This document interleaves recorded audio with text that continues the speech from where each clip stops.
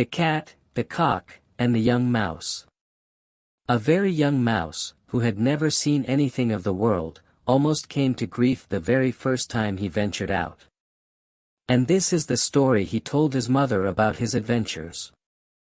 I was strolling along very peaceably when, just as I turned the corner into the next yard, I saw two strange creatures. One of them had a very kind and gracious look, but the other was the most fearful monster you can imagine. You should have seen him.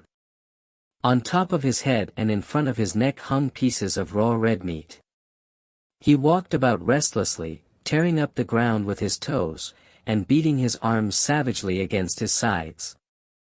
The moment he caught sight of me he opened his pointed mouth as if to swallow me, and then he let out a piercing roar that frightened me almost to death.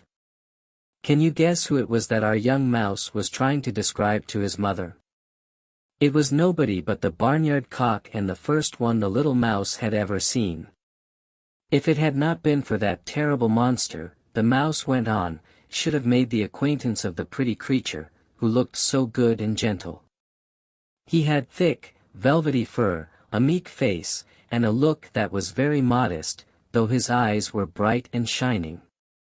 As he looked at me he waved his fine long tail and smiled. I am sure he was just about to speak to me when the monster I have told you about let out a screaming yell, and I ran for my life. "My son," said the mother mouse, "that gentle creature you saw was none other than the cat. Under his kindly appearance, he bears a grudge against every one of us. The other was nothing but a bird who wouldn't harm you in the least. As for the cat, he eats us.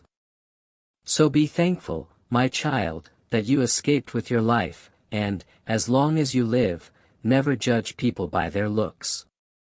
Do not trust alone to outward appearances.